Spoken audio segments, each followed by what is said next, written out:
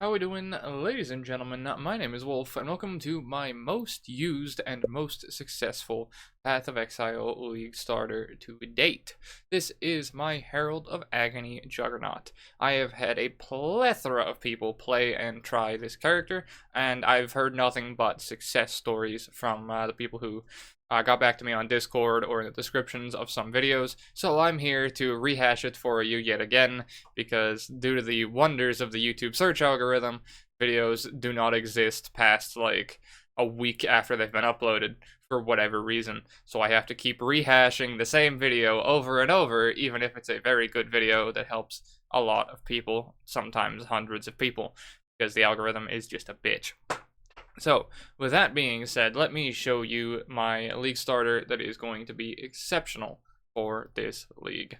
Alright, so the reason that Herald of Agony works so well, and my Herald of Agony Juggernaut specifically, is that you do not need anything to get this character going. It is exceptional for solo self-found, it's exceptional for trade league, it's even hardcore viable with some tweaks and a lot more additions to the defensive side of things. I like to build my characters like this. I build them retard proof, we'll put it that way, because I have moments where I can be a very big retard.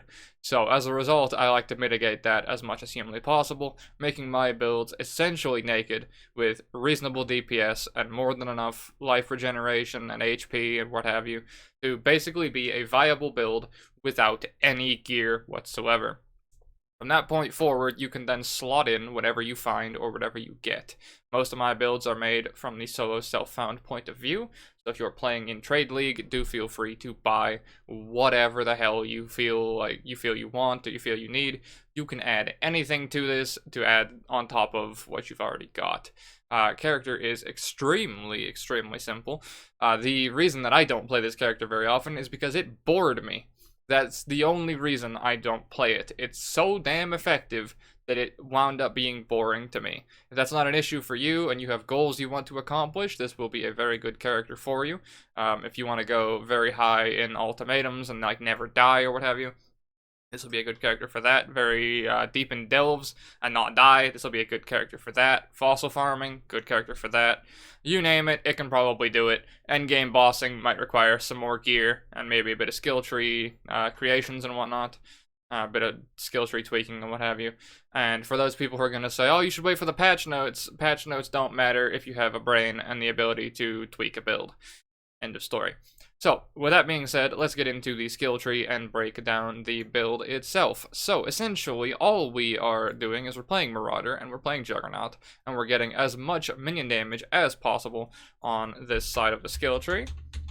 And we are taking all of that. These nodes are kind of shitty. You can get them if you want. I don't think they're all that great. And there's some renditions where you could move up to the witch side of things to get more minion damage. But on this setup, I just grab everything over here, grab the minion damage here. And then from there, go for jewel sockets and as much life and regeneration as possible.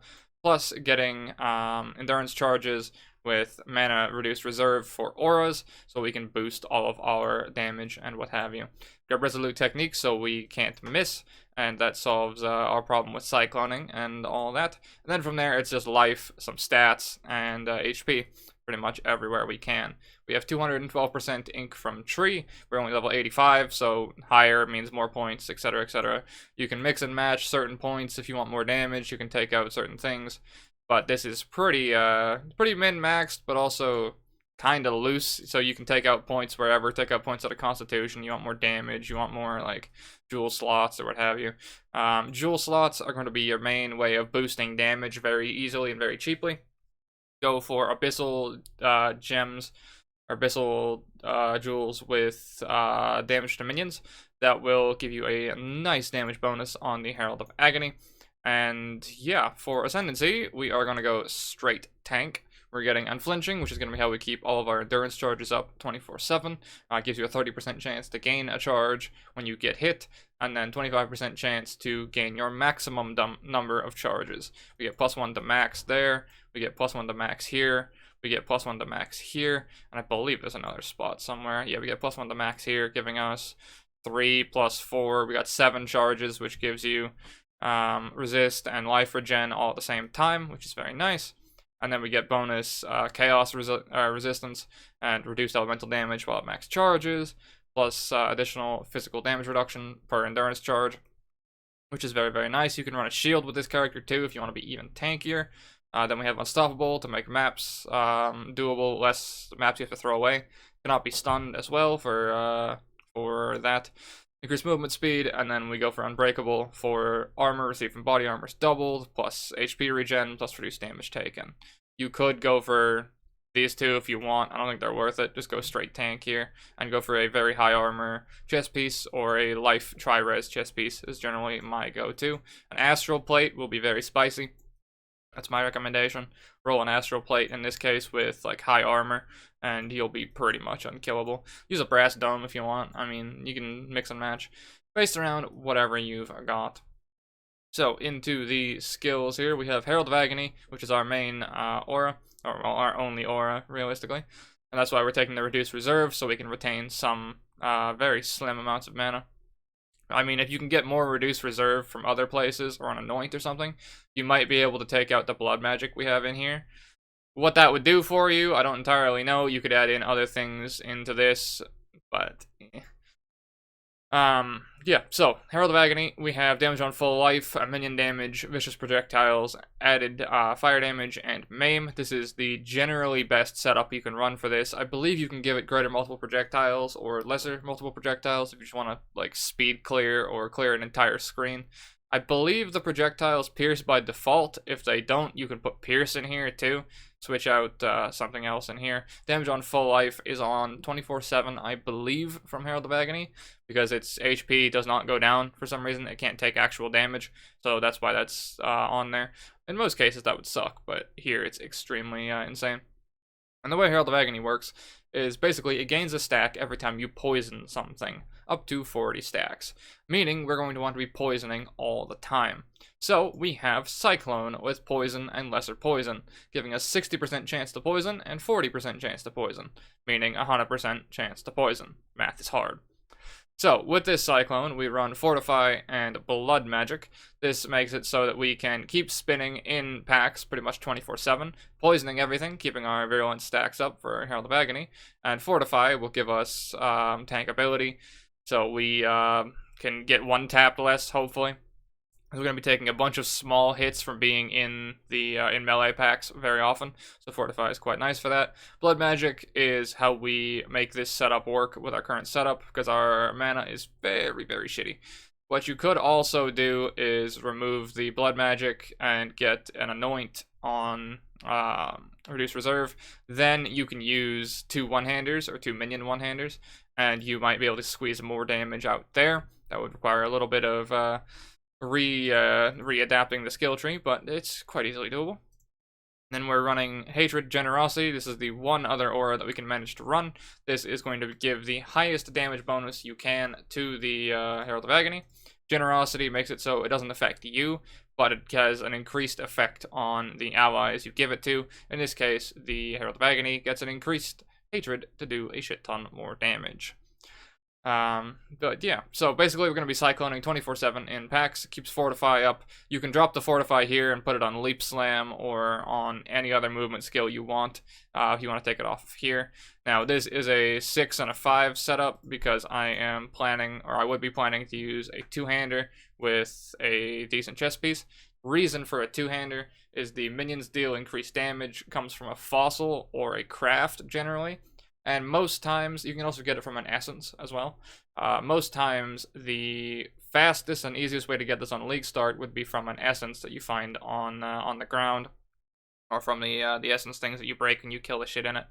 And generally, you only get one of those. You'll find one on your way to Blood Aqueducts during the acts, or one in like late game maps, or what have you. So for very early gearing, it's preferable to just throw it on a two-handed weapon and call it a day. That'll give you the highest bonus you can while being as cheap as humanly possible and not, requiring 2 weapons at once.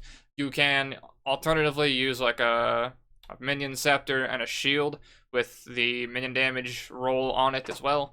The 2 minion scepters will probably be the best damage optimization, but for early on in the league and league starting, this is your safest bet by far. And then, of course, you want a Bone Helmet for increased damage to minions. From there, you can add pretty much whatever you want in the gear. There's the Seed Breath Amulet if you come across it. There's minion unique gloves that you can use, give you like damage to minions and stuff like that. You can get an Abyss Belt with Abyss Jewels in all 4 of these slots. There's a bunch of stuff you could do. You could even do, if you want to be real spicy, you could use a Soul Rest in here.